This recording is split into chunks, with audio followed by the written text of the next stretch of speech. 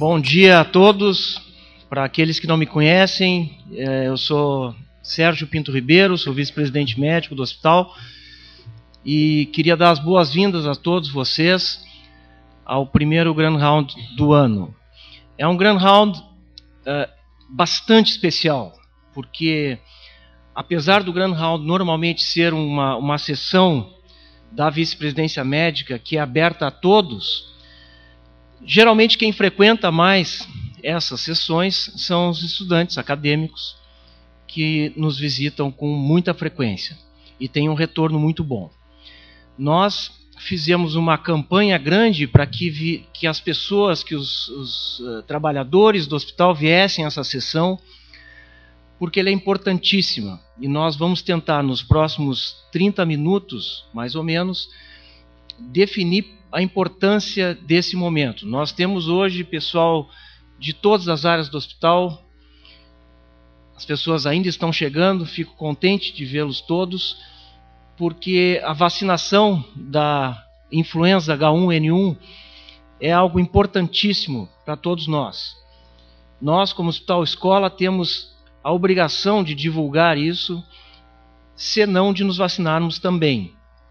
Claro que não é obrigatório, mas é um momento importantíssimo de vocês entenderem por que é que nós estamos trabalhando tanto, e principalmente o Ministério da Saúde trabalhando tanto para que haja uma vacinação em massa contra a influenza H1N1. Então eu vou fazer um resumo do que nós aprendemos no último ano e posteriormente para coisas um pouquinho mais objetivas.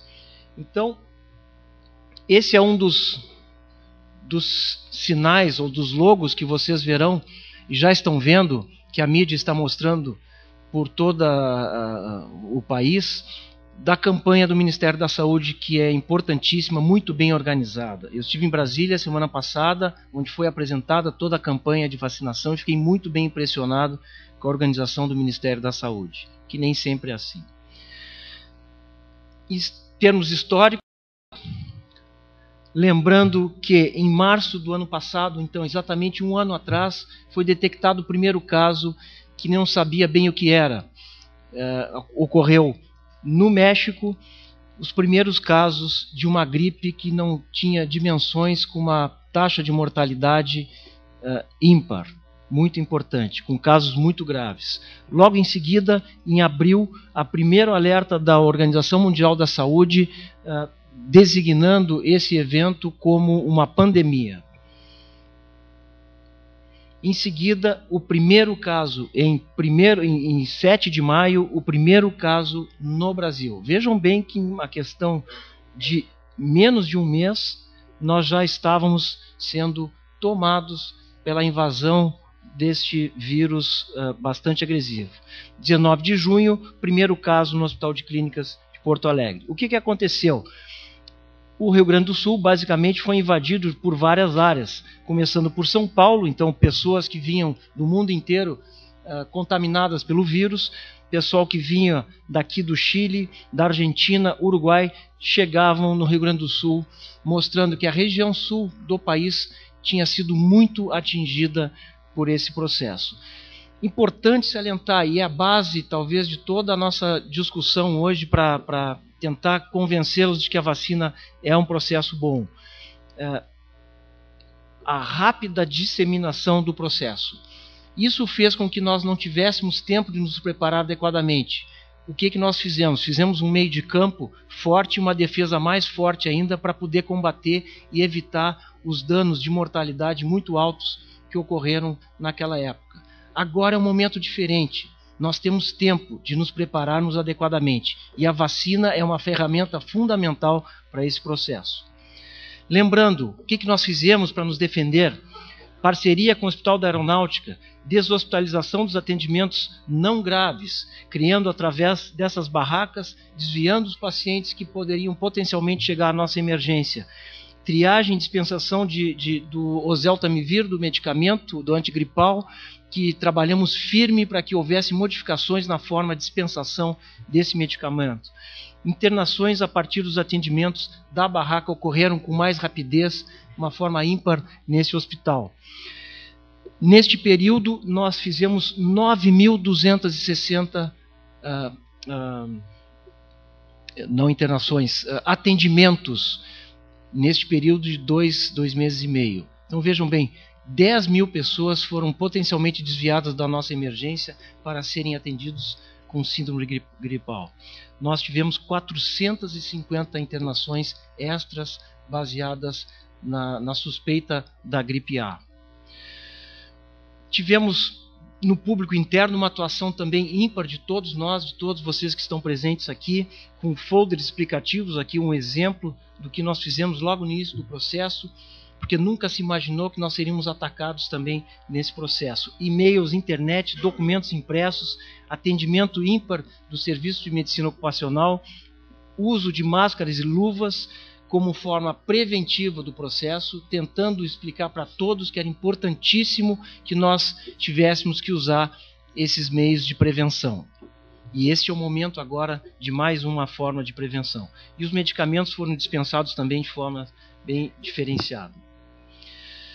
No público interno, ainda cancelamento de aulas e demais atividades acadêmico-científicas, com prejuízo acadêmico imenso. As internações também nós tivemos que bloquear cirurgias já programadas de doentes do SUS, programadas por SUS e particulares, por muito tempo programadas para serem realizadas. Nós tivemos que bloquear o bloco cirúrgico porque não tínhamos lugar na UTI para receber esses pacientes. Então demos prioridade para os doentes da gripe A para justamente prestar um atendimento adequado. Redução da circulação de pacientes, familiares, cuidadores e fornecedores. 5.500 pessoas a menos circulando no hospital naquele período do ano passado, que a maioria de vocês lembra. Aqui um quadro importante do impacto na nossa sociedade HCPA. E eu chamo Sociedade HCPA, todos nós que aqui trabalhamos. Funcionários que receberam medicamento, 239. Funcionários afastados por síndrome gripal, 546. Número total de dias de afastamento por síndrome gripal, 2.123 dias de afastamento. Gestantes, 46. Nós fomos os pioneiros de afastar as gestantes naquele momento.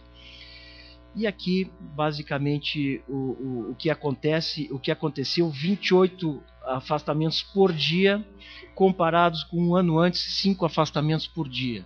Então, nós realmente tivemos que afastar muita gente naquele período. Por que é que eu estou mostrando isso aí? Nós podemos evitar esse processo. Essa é a minha grande mensagem dessa reunião de hoje. Tivemos também um impacto financeiro muito grande, através de dispensação de horas extras, com pelo menos em horas extras mais de R$1 milhão do pessoal que trabalhou aqui. Não é problema de dinheiro, não é isso. O nosso problema é justamente a mortalidade. Nós tivemos vários óbitos associados, isso aqui são só os óbitos no hospital de clínicas, e nós tivemos um funcionário nosso que faleceu. É pouco, é ruim, mas é pouco, mas nós queremos que não tenha nenhum, e é isso que nós estamos trabalhando já agora para esse processo. A situação no mundo, o que aconteceu do ano passado até agora, rapidamente para nós entendermos. Casos confirmados laboratorialmente em mais de 212 países e territórios. Por que eu estou mostrando isso? Importante, pessoal, não vai ter segunda onda, pode ter, não vai ter, então a gente não tem que se preocupar. Não é bem assim.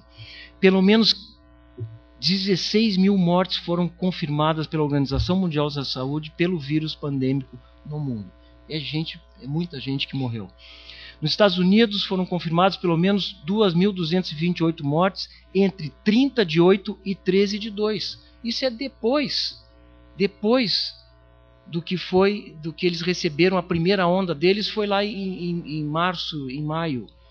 Isso é depois. Essa é a segunda onda deles.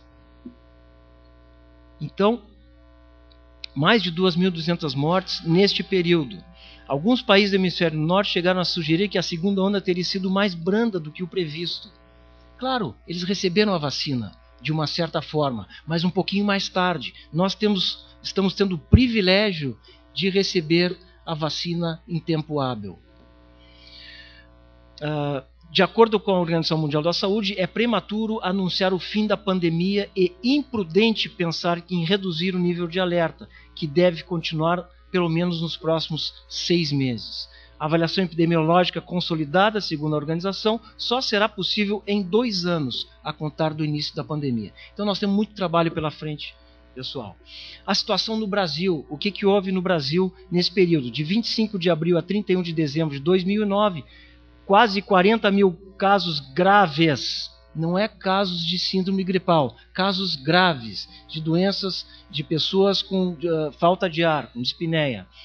1.705 óbitos confirmados pela influenza, fora aqueles que morreram sem a confirmação do exame laboratorial.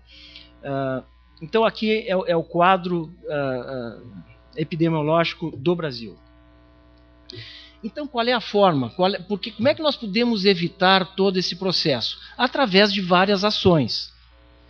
E essas várias ações, vocês já conhecem muitas delas. Aqui, bem à direita de vocês, a lavagem de mãos é fundamental, continua, sempre vai continuar, e isso diminui a taxa de infecção, não só do vírus influenza H1N1, como de todas as outras bactérias que nós passamos para os nossos pacientes. E nós fazemos isso. Critérios para espirrar, não, parece que não pode espirrar na mão, tem que espirrar na manga, ou então utilizando um lencinho, etc. Todo aquele processo, isso aqui é baseado no Ministério da Saúde. A vacina é uma ferramenta adicional que nós estamos tendo o privilégio de disponibilizar. A vacina é apenas um dos instrumentos da prevenção à gripe. Os outros vocês todos conhecem e nós vamos trabalhar muito nesses outros nos próximos dias. É fundamental que a população também mantenha as medidas de higiene pessoal para evitar a contaminação. Parece lógico, mas não ocorre. Lavar as mãos com frequência e sempre que tossir ou espirrar. Utilizar lenço descartável para higiene nasal. Cobrir nariz e boca quando espirrar ou tossir. Evitar tocar mucosas de olhos, nariz e boca. Então são coisas comuns que a gente deveria observar no dia a dia, mas não estamos fazendo com tanto afinco. Então, também do site do Ministério da Saúde, a vacina é apenas um dos instrumentos de prevenção à gripe. É fundamental que a população também mantenha as medidas de higiene, como foram citadas. Manter ambientes arejados, lavar as mãos, lenço, nariz e mucosas. É muito semelhante ao que estava mostrado, mas esse aqui vem do site do Ministério da Saúde. Quais são os objetivos, então, desta vacinação e por que nós temos tanta gente aqui hoje? Eu fico muito contente com isso. Manter o funcionamento dos serviços de saúde envolvidos na resposta à pandemia. Não adianta eu afastar as pessoas por 2.000 e tantos dias. Nós temos que estar aqui trabalhando para ajudar a população. Então, se nós nos vacinarmos, que vai ser o objeto da próxima apresentação, se nós nos vacinarmos adequadamente, nós vamos estar protegendo a população, porque nós vamos poder trabalhar para ajudar a população. Diminuir o risco de adoecer e o número de mortes associadas à influenza, outro objetivo. Então, diminuir o risco de adoecer.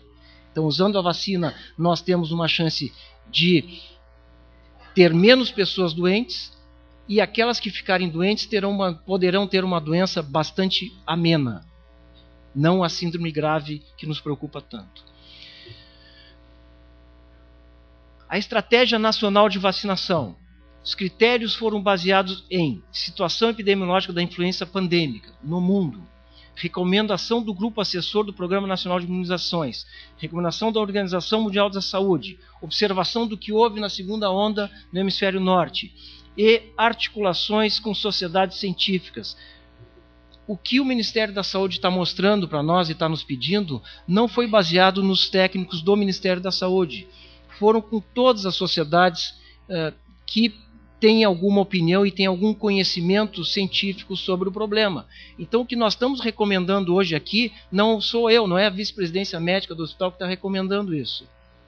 São as sociedades que conhecem o assunto, associadas ao Ministério da Saúde para fazer essa solicitação.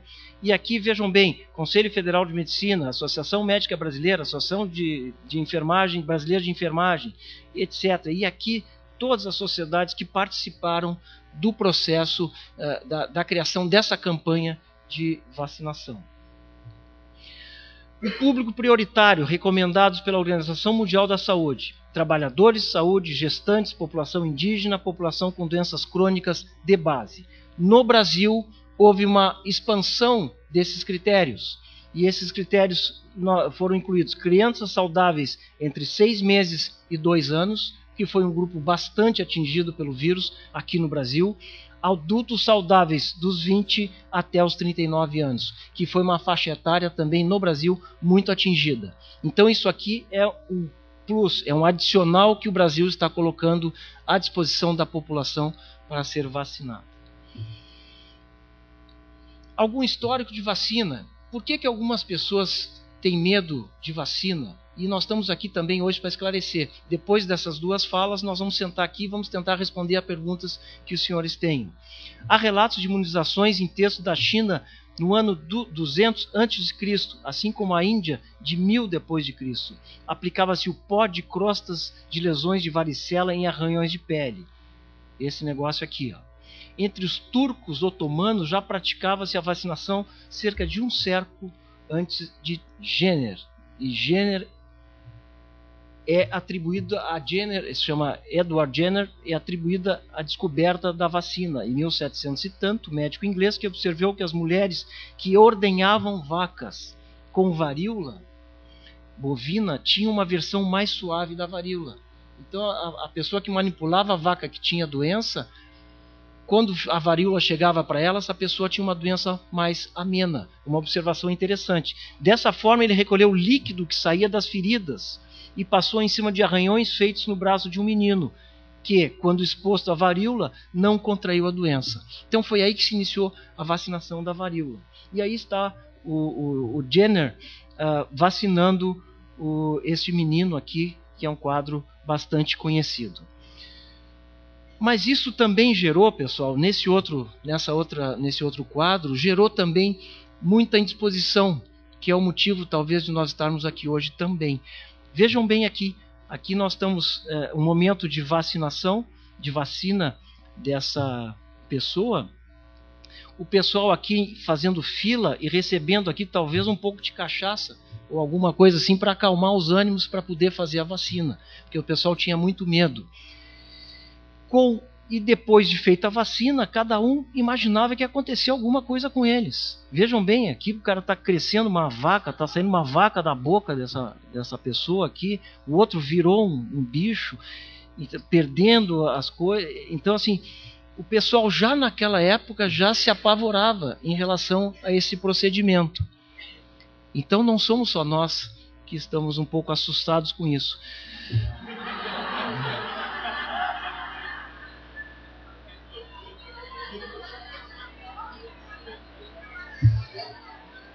Não é para olhar para cá, viu? Como eu sou um cara que não sou assustado, tá?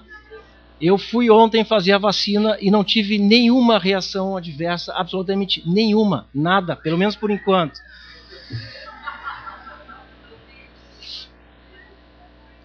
Mas não quer dizer que eu não tenho um pouquinho de medo. Eu também tinha um pouquinho na minha imaginação que pudesse acontecer alguma coisa diferente. E isso eu ainda estou um pouquinho preocupado. Então eu resolvi, baseado... A vantagem é que sai o pelo do peito, né? Brincadeiras à parte, a história da vacinação é extensa. 1700, a história da vacinação, com seus benefícios, ela é extensa. Então vale a pena a gente investir muito neste processo. O Brasil é reconhecido no mundo inteiro pelo seu programa de vacinação. Isso não é conversa, não é balela. O Brasil é reconhecido como um dos países melhor organizados na vacinação. Existe um programa de vacinação nacional, Programa Nacional de Imunizações, que é maravilhoso e ele está sendo aplicado neste momento. Em termos um pouco mais científicos, eu vou mostrar algumas coisas que talvez o pessoal tenha medo e eu vou tentar mostrar que a verdade não é essa. Eventos adversos com a vacina, o negócio da gente se transformar em porco ou em vaca ali, Não é? Esse é o material já divulgado no mundo inteiro. A Organização Mundial da Saúde faz uma estimativa que uma incidência aproximada de 10 a 100 eventos adversos por 100 mil doses de vacinas distribuídas, e dentre esses uma incidência de meio a 2 eventos adversos graves por 100 mil doses. Isso é um número muito pequeno, gente, muito pequeno. Eu quero traduzir para aquelas pessoas que não têm intimidade com os números. É um número muito pequeno de efeitos adversos. Manifestações locais se caracterizam pela ocorrência de dor e sensibilidade no local da injeção.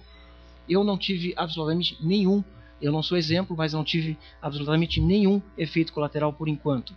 Eritema em duração, evidenciando que em 10% a 64% dos pacientes sendo benignas, autolimitadas geralmente e resolvidas em 48 horas.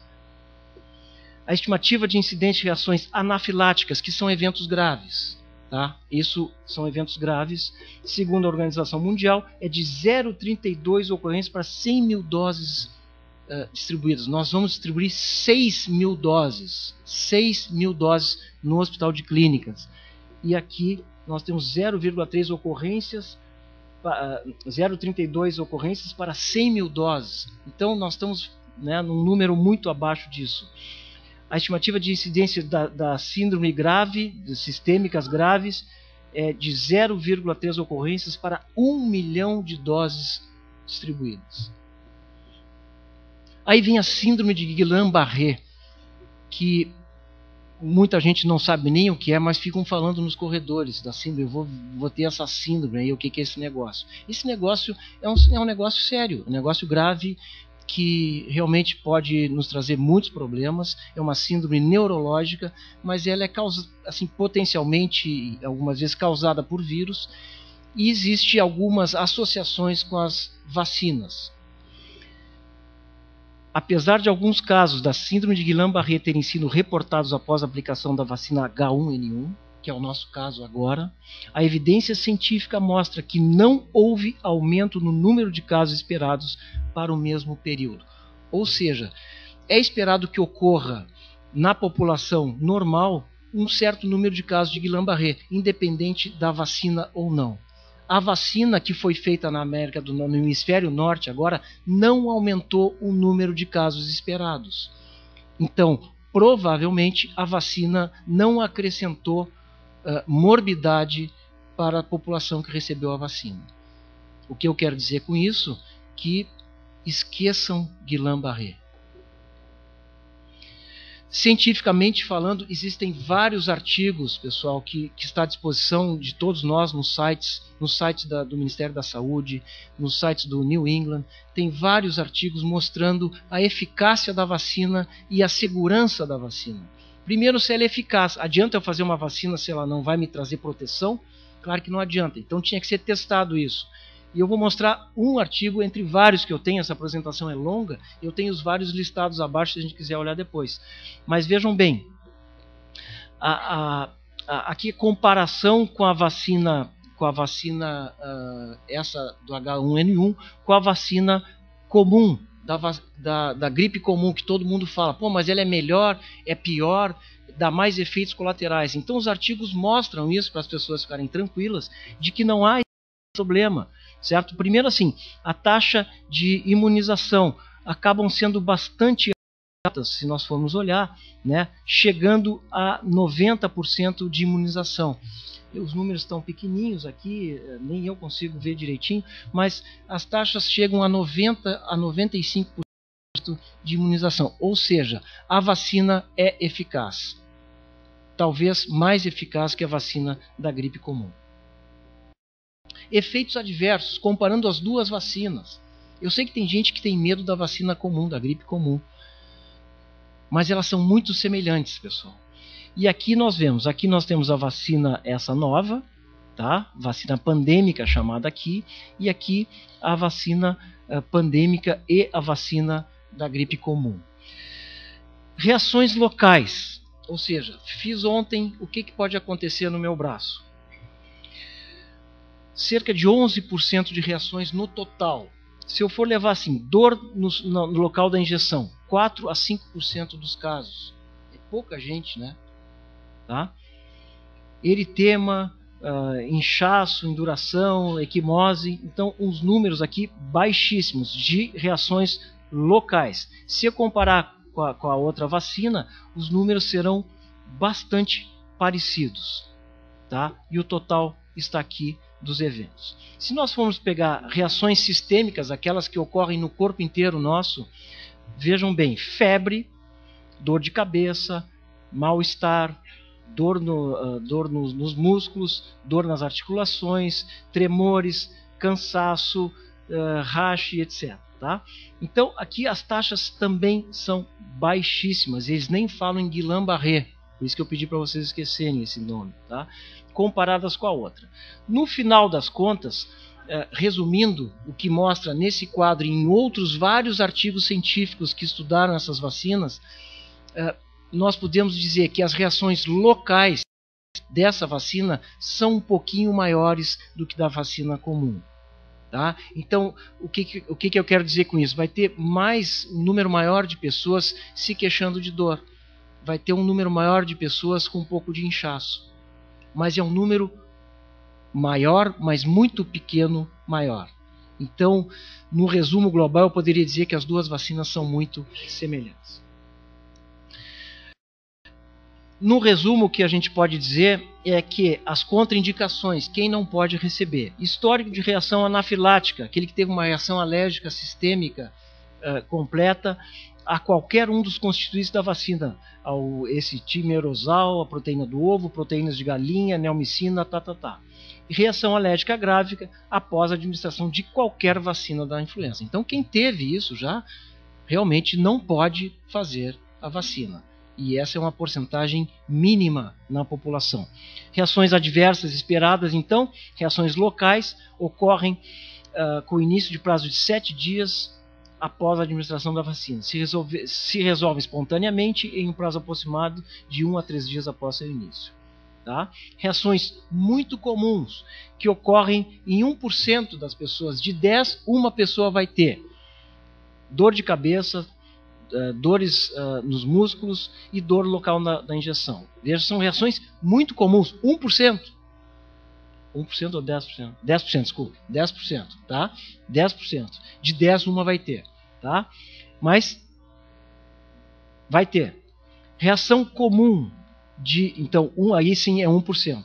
Mal-estar geral, calafrios, febre, eritema e inchaço no local da injeção. Então, é isso que nós estamos esperando.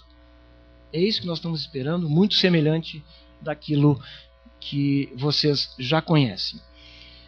Esse é o calendário liberado pelo Ministério da Saúde, de uma forma bem organizada, mais uma vez. Aqui nós não estamos nisso aqui, porque realmente o Ministério priorizou os trabalhadores da saúde, e todos nós estamos incluídos nesse processo.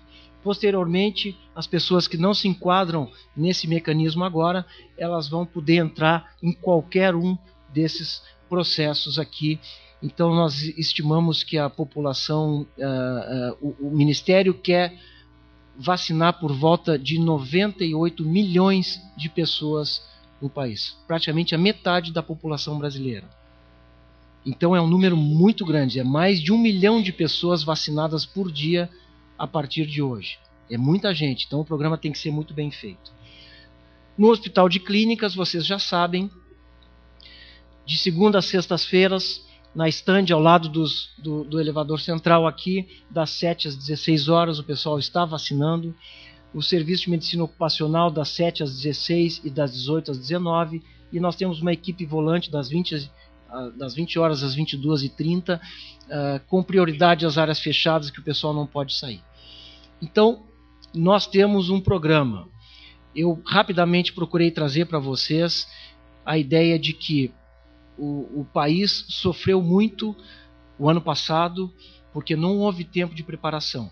Agora nós temos todas as ferramentas, que inclui a vacina, para nos protegermos de uma forma melhor. Não quer dizer que nós temos que deixar de lavar as mãos, que nós temos que deixar de nos proteger. Não.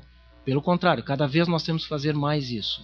Mas a vacinação está aí, e a ideia de nos reunirmos aqui hoje é tirar as dúvidas de vocês para aumentar o número de pessoas vacinadas.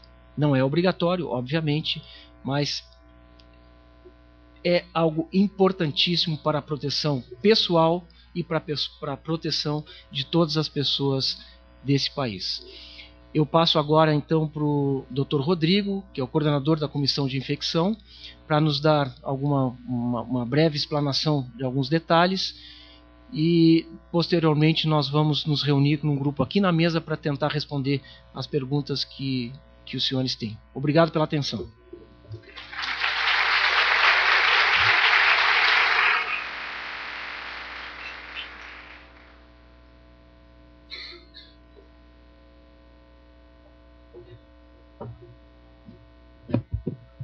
Bom dia a todos.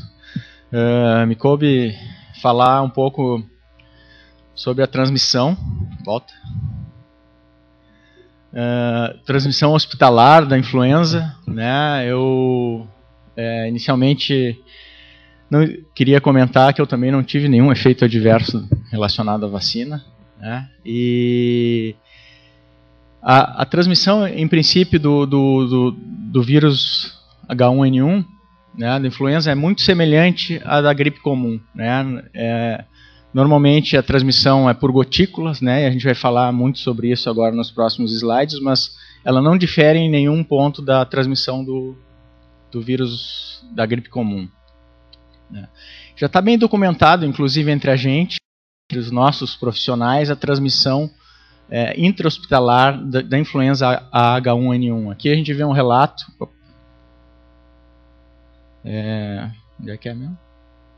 A gente vê um relato de transmissão nosocomial do H1N1 para uma criança com 3 dias de internação com leucemia. Então, a gente tem que prestar muita atenção nessa situação em que a gente expõe nossos pacientes, né, como profissionais de saúde e, eventualmente, pacientes de risco, né, imunossuprimidos. Essa é mais uma responsabilidade nossa na escolha ou não de vacinar.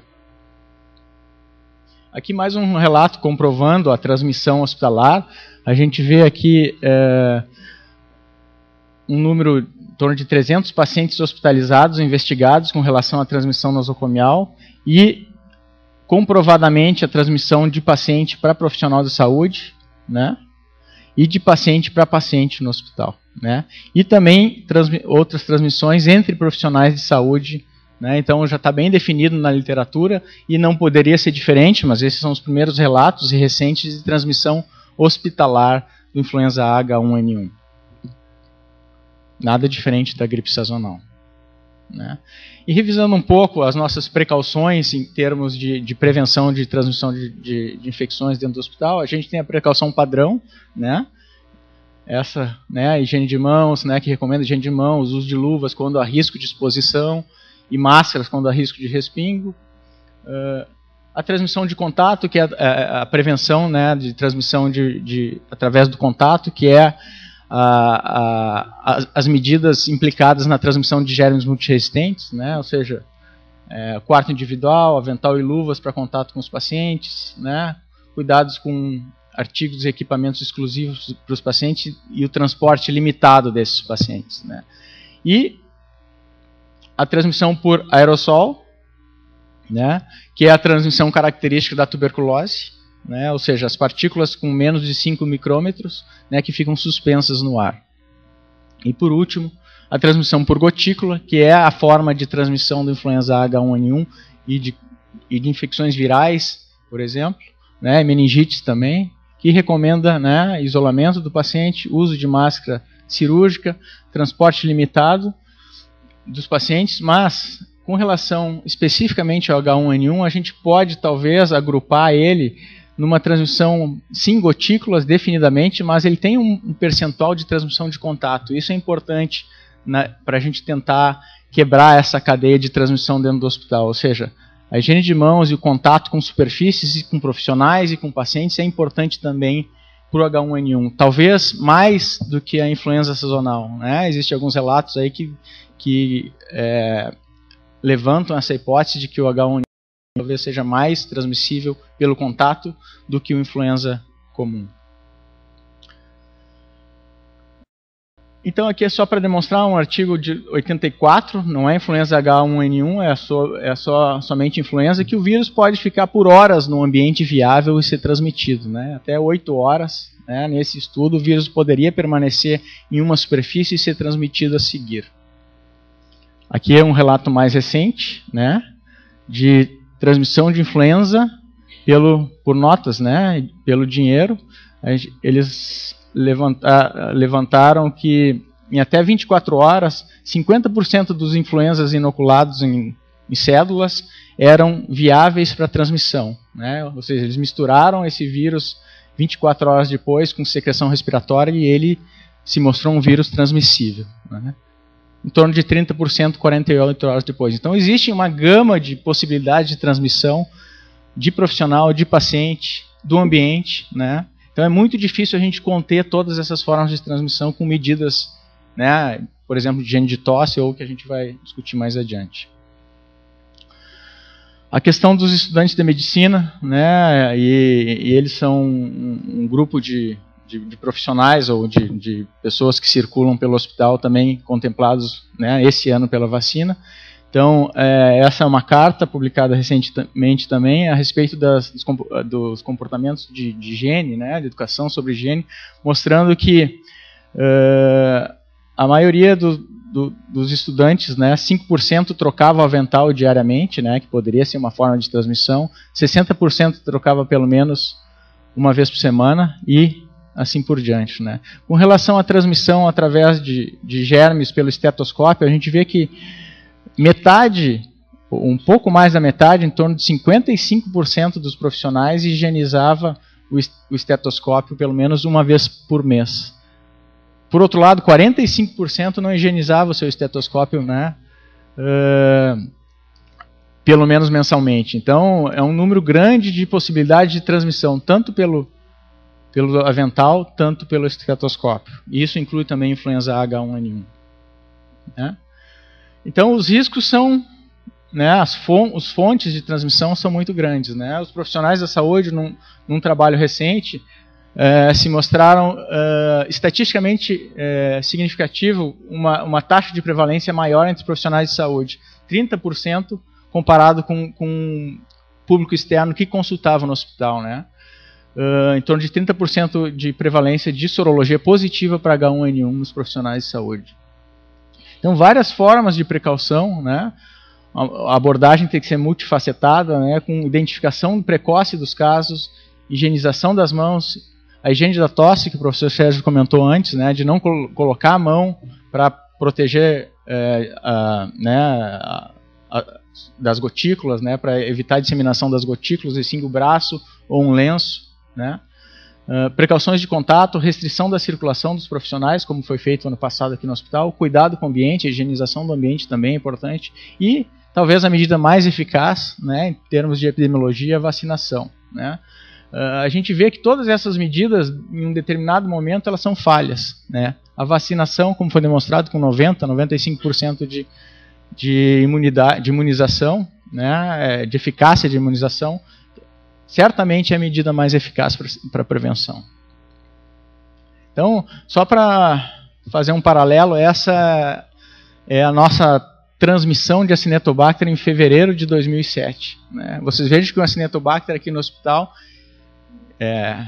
não só aqui no hospital, né, mas ele é transmitido, a prevenção da transmissão é por contato.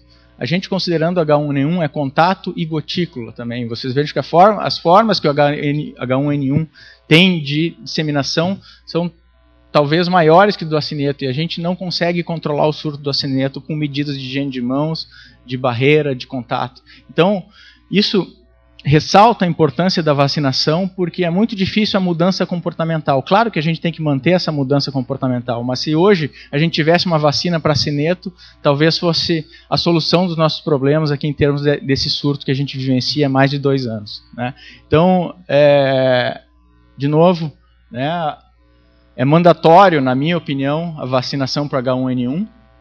A gente tem discussões na literatura sobre se isso deveria ser mandatório ou não. A transmissão hospitalar está bem definida. A infecção é prevalente nos profissionais de saúde. Né? As medidas de barreiras são eventualmente insuficientes, porque necessitam uma mudança comportamental, né? E talvez a vacinação, ou certamente a vacinação, é uma das nossas principais formas aí de prevenir a aquisição da infecção individualmente e, se não for essa justificativa, pelo menos prevenir a transmissão para os nossos pacientes, né? Então, só lembrando, essas são as nossas recomendações em termos de prevenção de transmissão de infecções por contato, né? Higiene de mãos antes e após o contato com o paciente, contato com secreção, antes de procedimento asséptico e, principalmente, um dos momentos que é esquecido, a transmissão através do ambiente, né? Eu vou agradecer o espaço e a gente agora abre a sessão para discussão. Obrigado.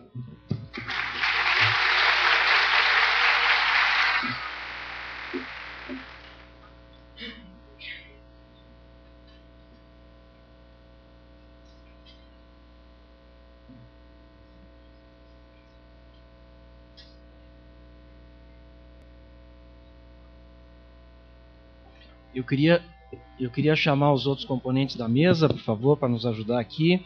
A enfermeira Dirce Maciel, do Serviço de Medicina Ocupacional, a doutora Jaqueline Jacques, do Serviço de Medicina Ocupacional, Rodrigo já está aqui, a enfermeira Nádia Cuprich, da Comissão de Infecção, e a doutora Helena Barreto dos Santos, que é a nossa assessora na VPM.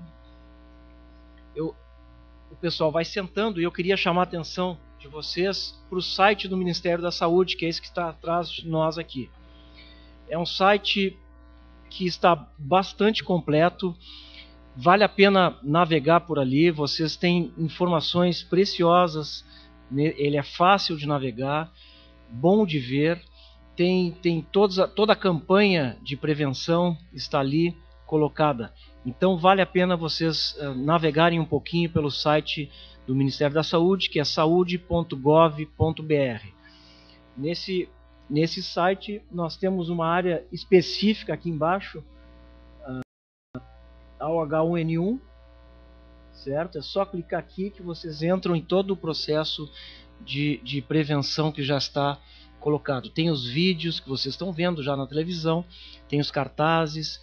Então, assim, e mais importante, assim, tem um grupo de perguntas e respostas ali, são mais de 50 perguntas com as suas respostas para esclarecimentos daqueles que precisam um pouco mais de esclarecimento. Então vale a pena navegar. Então, o que nós estamos fazendo aqui, essa é a fase de prevenção, que o hospital tem a obrigação de divulgar a todos e orientá-los para que sigam as diretrizes do Ministério da Saúde. E posteriormente, que não vai demorar muito, nós vamos trazer o plano de contenção, que agora nós vamos ter tempo, talvez não precisemos das barracas, mas nós vamos ter que criar uma estratégia, que já estamos conversando sobre isso, criar uma estratégia para receber as pessoas com síndrome gripal. Então isso vai ser o nosso segundo plano. No segundo momento nós estaremos aqui apresentando aos senhores como é que nós vamos nos defender do processo todo. Então, a mesa está composta de pessoas que têm conhecimento do assunto à disposição dos senhores. Professora Marli.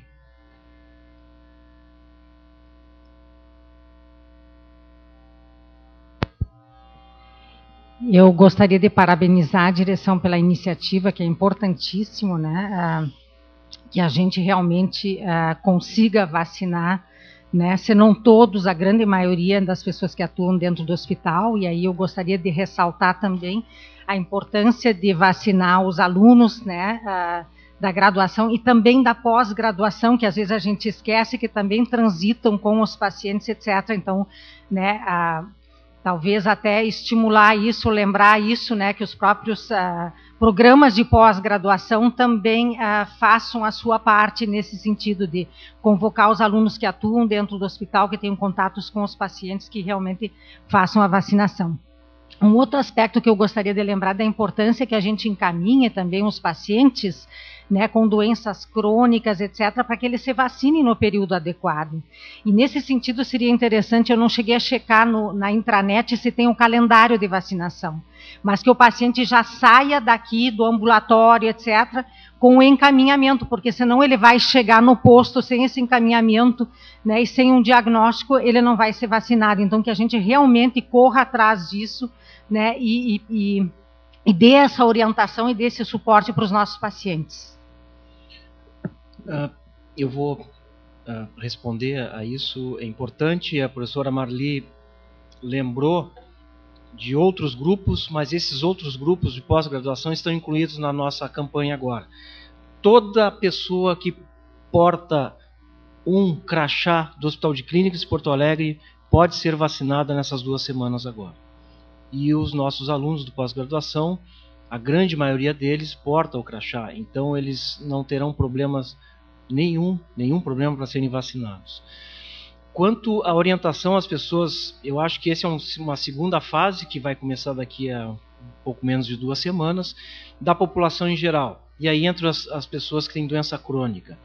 Isso foi comentado no Ministério da Saúde e o Ministério está muito liberal para isso. Então, se pensou assim, como é que uma pessoa vai ao posto e vai ser vacinado se não se inclui dentro daqueles critérios ali daquela tabela ali de vacinação?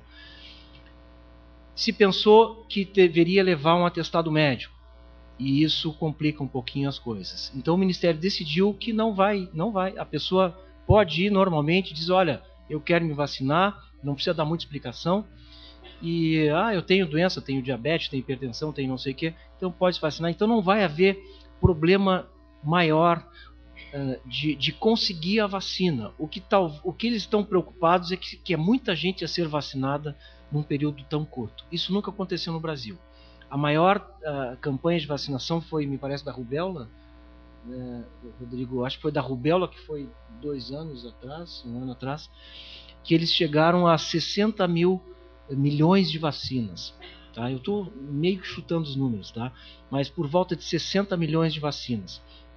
Eles estimam gostariam de fazer 98 milhões agora. Então, eles se preocupam só com esse aspecto, mas que vai ser liberal, em termos assim, ninguém vai ficar questionando, não, mas o senhor está muito bem, não tem que fazer, não, vai fazer e deu. Então vai ter, é só entrar na fila e pimba. Então eu acho que é importante. Nós também, depois dessa primeira fase aqui, nós já conversamos que nós vamos procurar também vacinar os nossos pacientes dentro do possível.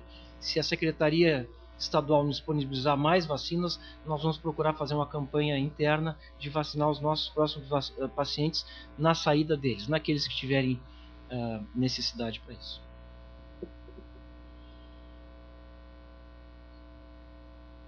Bom dia de novo. Minha pergunta é a seguinte, eu tenho uma filha de 5 anos e minha esposa encontra-se gestante. Minha pergunta é a seguinte, se caso eu venha contrair a influenza, como eu devo proceder com eles? Com os filhos? Com a minha filha e com a minha esposa que está gestante. A esposa está gestante? Isso. Mas ela vai ser vacinada? Tu vai te vacinar? Já me vacinei ontem. Guri, bom. Mas, não, se der o caso de eu contrair a doença, né? Que, como o senhor falou, que a vacina é uma das ferramentas. São as medidas que a gente coloca, que o Ministério apresentou e o Sérgio apresentou, de higiene da tosse, né? Então não tossir sem algum tipo de proteção, e se tossir sem proteção e tiver algum tipo de gotícula em superfície, limpar isso, né? Mas é evitar esse contato próximo e principalmente a tosse ou espirro sem proteção, para não disseminar as gotículas no ambiente. E aí tu vai estar protegendo a família.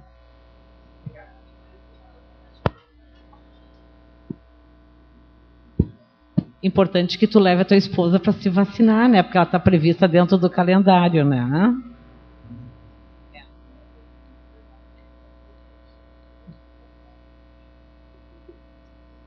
Por que algumas faixas etárias não foram contempladas? Por exemplo, eu tenho uma filha de 10 anos que não está contemplada nessa faixa, né? E daí ela estuda, então tem todo um... Eu não estou ouvindo direito. Pode repetir.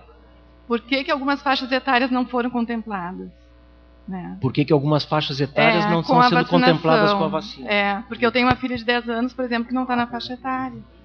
E a preocupação é a escola, né? Tem todo um grupo que se forma. A princípio, o que o Ministério determinou foram os principais grupos de risco relacionados com a infecção no ano passado, né? Então, assim, esses grupos que o professor Sérgio colocou, né, das crianças de 6 meses a 2 anos, dos profissionais de saúde, dos pacientes portadores de doenças crônicas. Então, isso é uma definição, até porque não daria para vacinar todo mundo, né, toda a população brasileira, nem já se vacinar metade dela, como foi colocado, já é muito bom. Então, foi baseado nos grupos de maior risco para uma doença mais grave. Inclusive, a faixa etária de 30 a 39 anos foi uma recomendação do Rio Grande do Sul, né? Porque em princípio não era não sei se eu estou certo, vocês que participaram, mas não era uma determinação nacional, né? Então, por intervenção nossa, né, do Estado, que se contemplou essa faixa etária de 30 a 39 anos, porque aqui foi um grupo de pessoas que, né, teve um quadro mais grave, mas é baseado na gravidade mesmo. Bom dia. Mês passado eu tomei a vacina da hepatite e este mês eu vou tomar outra dose. Tem algum problema tomar a vacina do H1N1? Não tem nenhuma contraindicação. Tu pode, inclusive, fazer no mesmo dia uma em cada braço. Tá? E não segue o calendário, tá? Não interrompe. E agora? Bom dia. Eu queria só um esclarecimento com relação aos pacientes da oncopediatria, que, na verdade, são vários em vários momentos de tratamento. Então, tem alguns que recém terminaram as químios, tem alguns que estão em químio de manutenção. Eu queria ver se tem alguma contraindicação formal, assim, né, para os pacientes ou não. Porque, na verdade, a gente vai ter que começar a orientá-los agora, né, com relação... Todos perguntam se eles já podem receber, porque a gente, num primeiro momento, diz que eles não podem fazer nenhuma vacina sem a nossa orientação, né.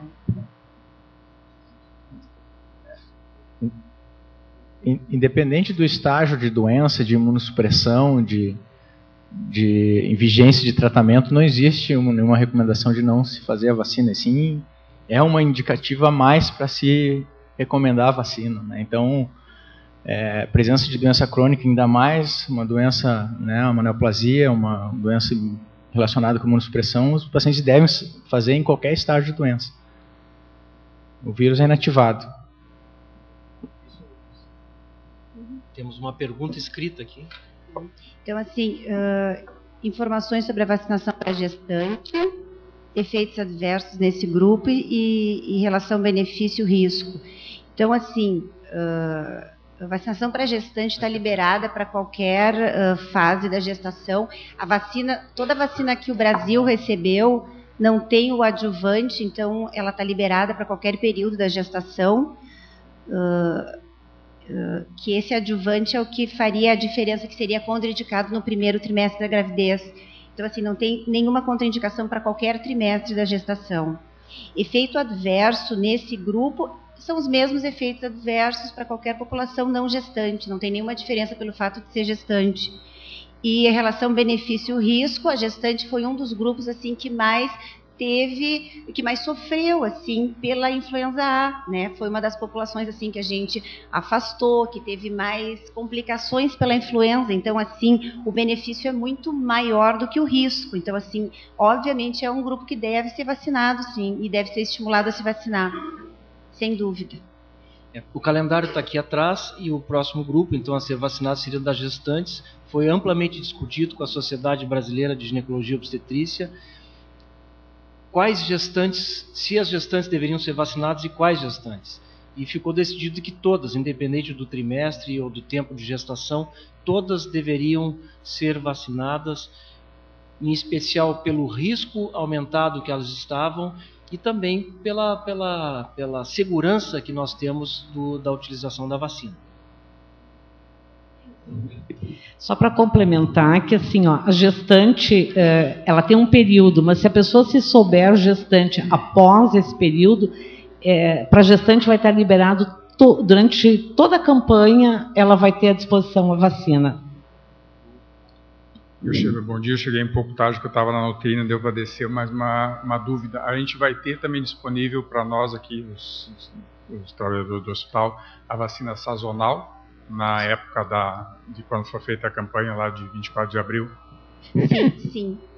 A gente está em processo de licitação e provavelmente final de abril vai ser a nossa campanha. A gente não conseguiu coincidir o calendário, mas certamente a gente vai ter. Isso é importantíssimo, né, Juarez? Porque no esforço que a administração do hospital faz para que as pessoas se vacinem para a gripe comum é enorme, né? O SMO e o pessoal da enfermagem trabalha muito para que se consiga vacinar o maior número de trabalhadores. E os motivos são os mesmos que nós estamos sentados aqui hoje, porque é necessário e nós transmitimos também muito dessas doenças. Nós conseguimos, no ano passado, vacinar cerca de 3 mil trabalhadores, estudantes, etc. Nós expandimos o ano passado para os estudantes e nós queremos fazer um número bem maior do que esse ano. Eu mostrei, que não estávamos aí, mostrei um quadro comparando as duas vacinas e elas são muito semelhantes em termos de reações adversas, para o pessoal não se assustar. Então, poderiam ser feitas ao mesmo tempo. Infelizmente, nós não... Ou também não há necessidade, né? Nós não planejamos de fazer ao mesmo tempo, pelo menos agora. Oi.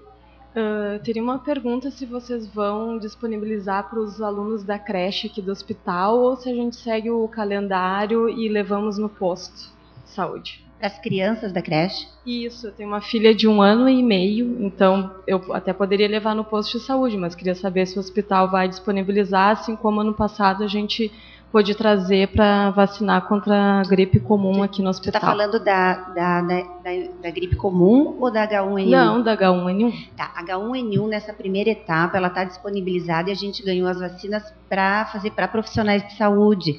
Então, assim, como a gente não conseguiu, a gente não vai fazer para as crianças da creche porque não são profissionais de saúde, né? Então, assim, elas vão poder ser vacinadas dentro do calendário da Secretaria da Saúde até 2 anos, que é o que eles estão disponibilizando. Então, por isso que a gente, em relação ao H1N1, a gente não está podendo vacinar as crianças da creche. A gente vai vacinar normalmente para influenza comum, como todos os anos, tá? Que a gente recebeu as vacinas da Secretaria, tá? Agora, o hospital, assim, a gripe comum, como todos os anos, como a gente sempre fez.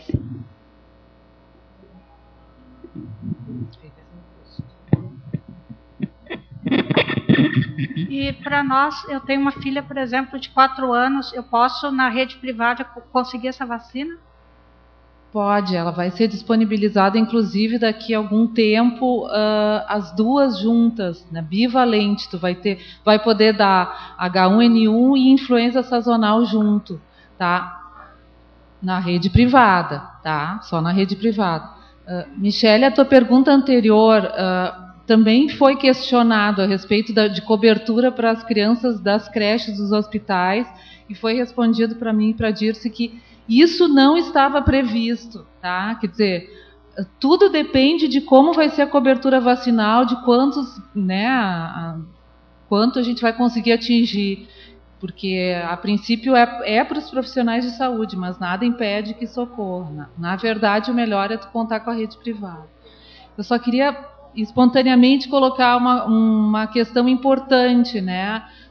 Quem trabalha no 5º Sul, no 8º Sul, no 3º Leste, por favor, se vacine. Em relação a outras doenças, a outras vacinas, em questões de afastamentos, existe sempre uma discussão com a equipe médica, discussão, né, importante com a equipe de enfermagem, com relação ao risco dos profissionais, ao se vacinarem, colocarem em risco seus pacientes. Não há risco em relação a essa vacina. Por favor, se vacinem. Já que ela está sendo disponibilizada para grupos com doenças crônicas e com neoplasias, tá? Então não há nenhuma contraindicação, muito pelo contrário, vamos todo mundo dessas unidades se vacinar. Teria só mais uma perguntinha. Pessoas que têm alergia à sulfa, a penicilinas, essa vacina contém a neomicina, né? Então, a pessoa poderia fazer, que eu tive uma colega ontem que deixou de se vacinar porque tem alergia a essas medicações. Então, ela pode receber a vacina por ela conter a neomicina? Em princípio, a neomicina não teria muito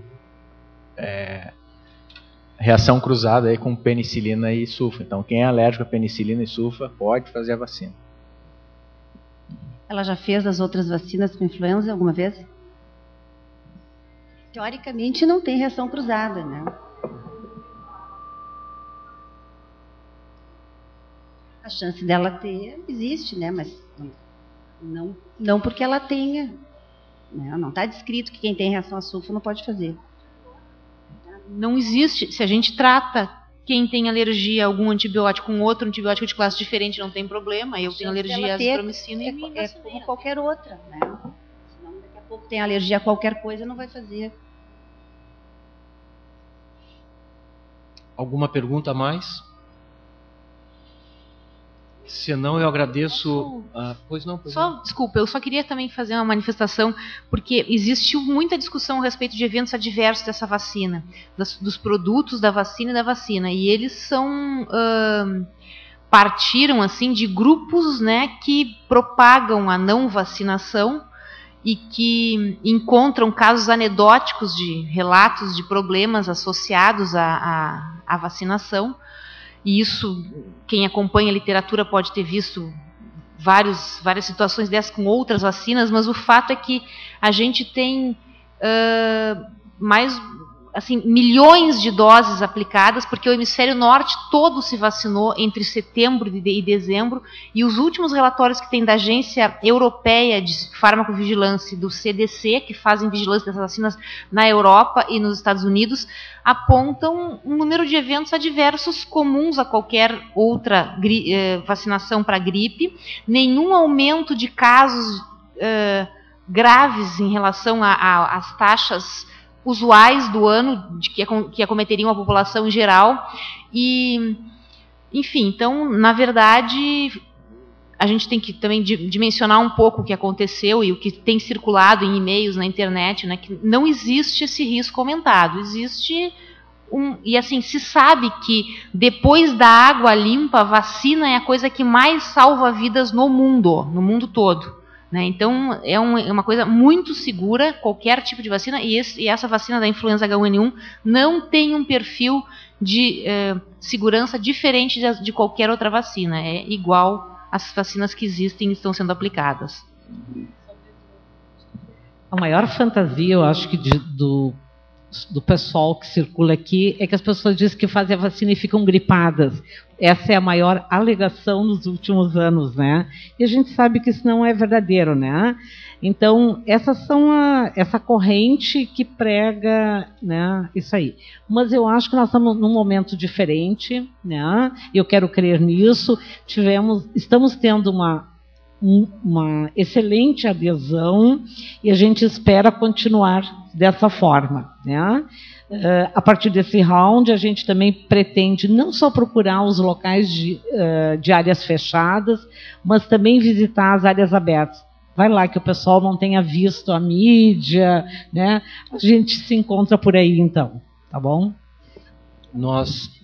Foram vacinadas por volta de 2.200 pessoas em 2 dias. Esse número é muito bom, muito bom.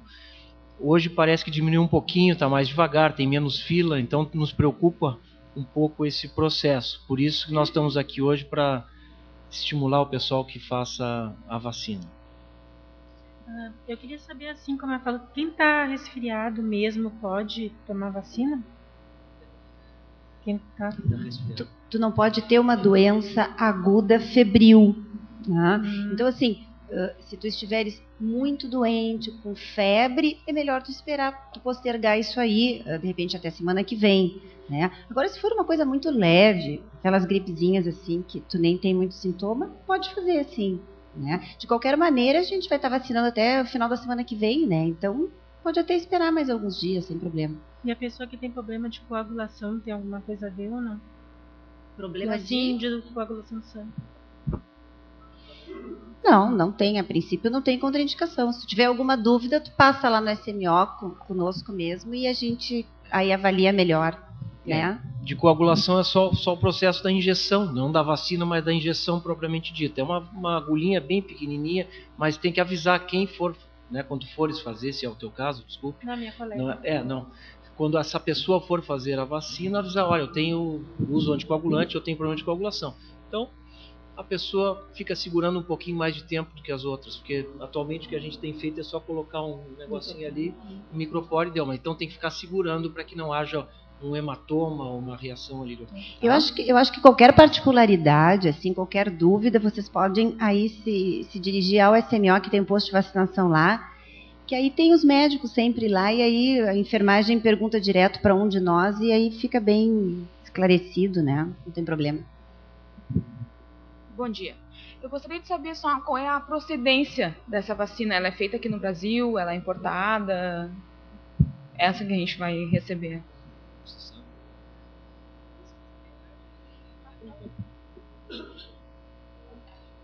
É do Laboratório Luiz Pasteur e Butantan junto, tá? Então, dos mesmos que vem é nossa, né? Vem das outras vacinas também que a gente já vinha fazendo da sazonal, tá?